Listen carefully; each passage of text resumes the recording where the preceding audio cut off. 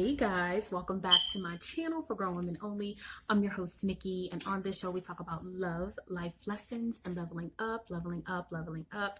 So I started a new skincare regimen, and girl, it is everything, okay? It is freaking everything. But I really want to talk today about you. I don't want to talk about guys. I don't want to talk about relationships. I don't want to talk about love. I want to talk about you, the lady or the guy, most likely the lady, who's sitting on the other end of this camera, who is watching this video, who is at a pivotal point in their life and they're not really sure what direction they should be moving in, or how they should be maneuvering to get the best results.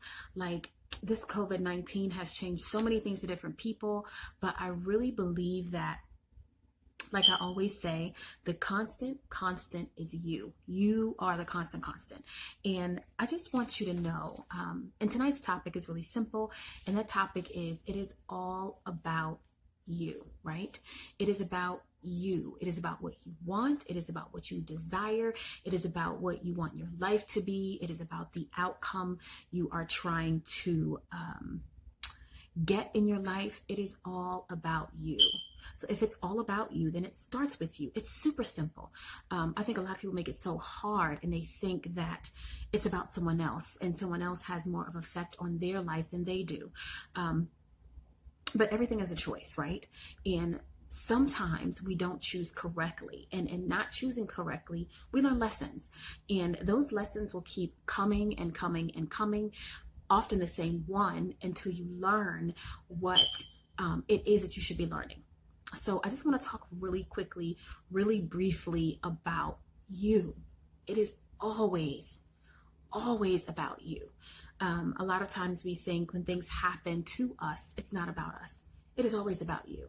And when I say it's always about you, because life is 10% what happens to us and 90% about what we do about the thing that has happened to us. So therefore, it puts the power back in your hands to make a change, to decide to do something new. So we're going to talk about that, because I will always believe that it's always about you. If you are trying to lose weight, it's about you. If you're trying to be a better person, it's about you. If you want a successful relationship, it's about you. Especially relationships, because you cannot have a successful relationship with someone else until you have them with yourself. It is a fundamental truth. You are what you attract. So if you want to attract something, you must be it, right? So I really want to talk about this, because I really think that people get this kind of twisted.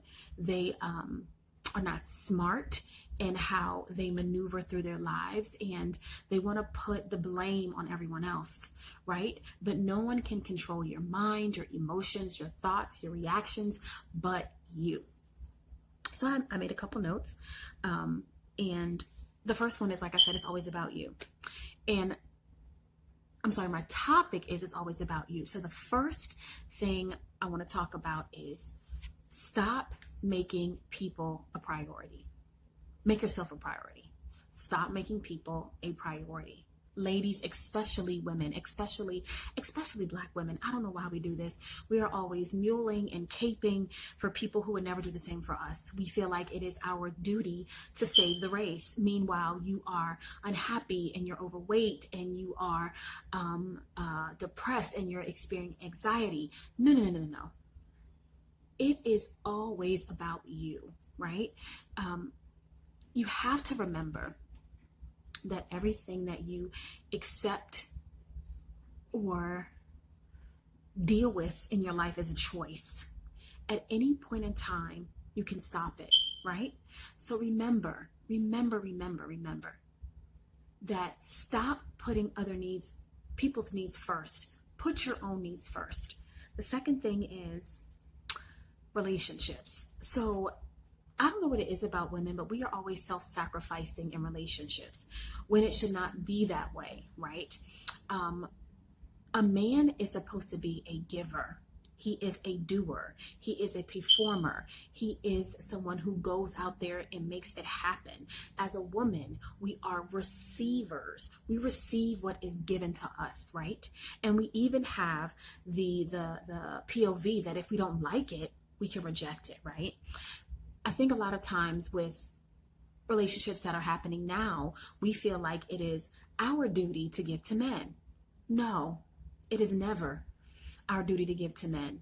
If you look at men and the design of their bodies, they are meant for work. They are physically stronger, physically more capable. Look at their hands, their feet, their shoulders, their arms, even how they think.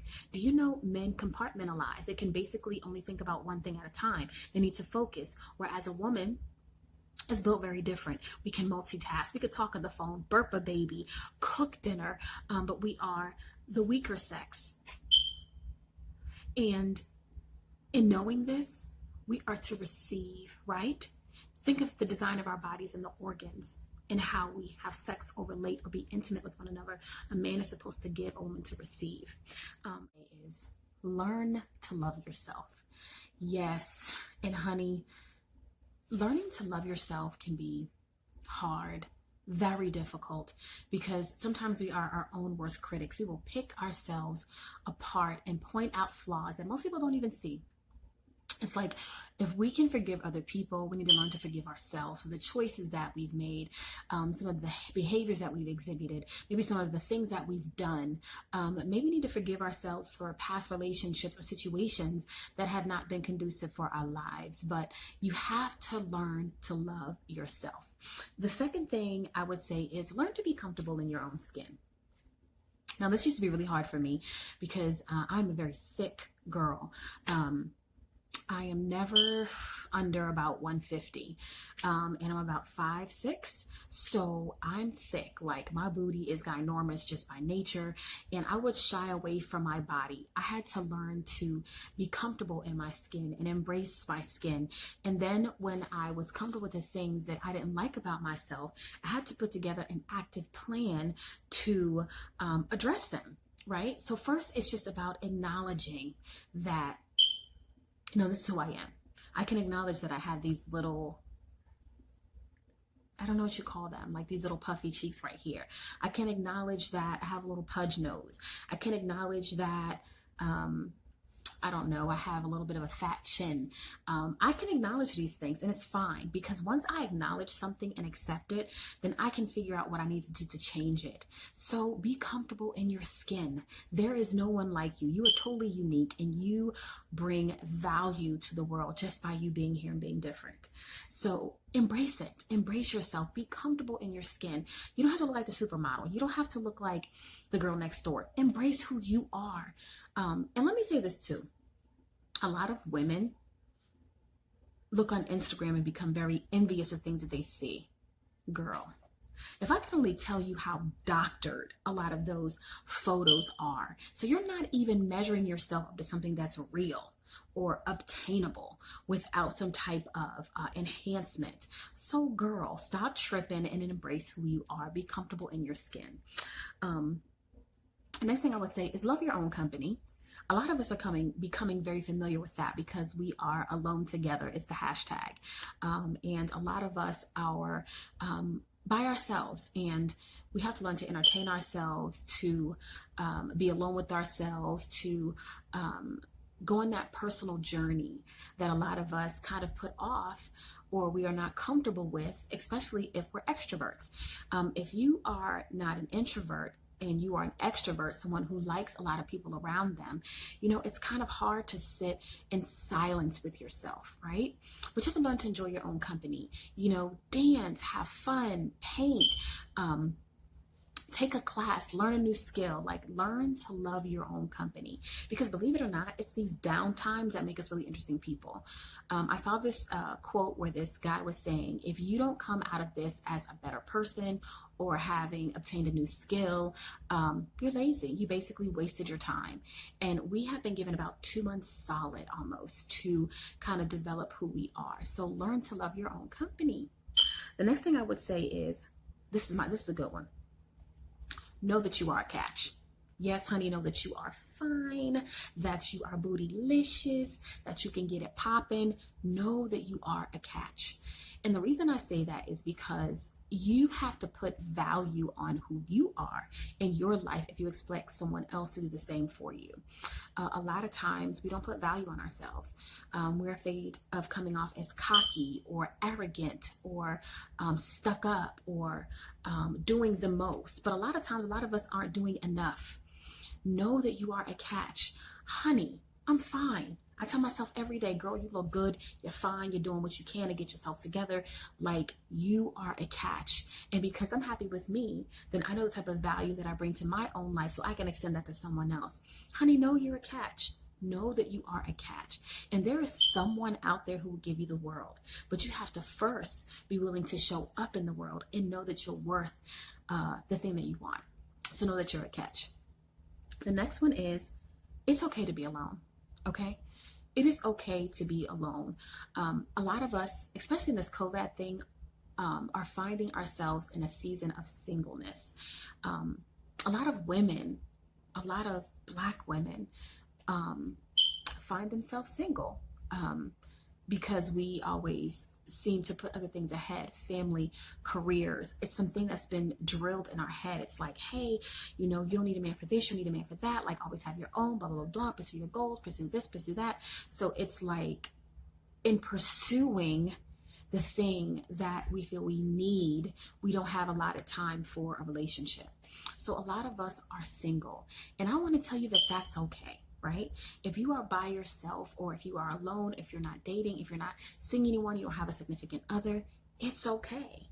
Because guess what? You were born alone, most of us anyway, and we're going to die alone. And the constant is you. And as long as you have yourself, you're not alone, right? So I just want you to know it's okay to be alone. Don't rush into anything. Don't get into these situationships, these Netflix and chills, this Rona chilling, this COVID booing. Like, don't do it, honey. It is okay to be alone. The next one is, I would say this, right? Develop yourself. Develop yourself. If there is something that you are deficient in, be it money management, be it dietary, be it personal or financial or emotional or mental, if you know that you're deficient in something, develop yourself in that area, right? It's like a muscle. When I first started working out, because I used to be a very fat girl, right? When I first started working out, I could not run to save my life. I was so clumsy. There's a certain amount of skill set to running, right? I would fall, trip, girl. I got the bruise on my arm to show you, like, I was terrible at it, right? But the more I kept doing it, the more I became comfortable with it. It's like working out a muscle. The more you develop the muscle, the stronger it gets. Your brain is the same. Your body's the same. Your skill or a skill set obtained is the same. So don't ever be afraid to develop yourself. It's always about progress, ongoing, learning, development, metamorphosis. It's always about change, always, right? So don't be afraid to what? To develop yourself. So simple. So that is all that I have for you guys right now. I just want you to know that it's always about you, and you can change your life at any time. And usually it starts with the thought that fuels the emotion, that fuels the action. So never be ashamed and never be afraid, never be afraid to do something different. Never be afraid to put yourself out there, because honey, it is always, always, always about you. Bye.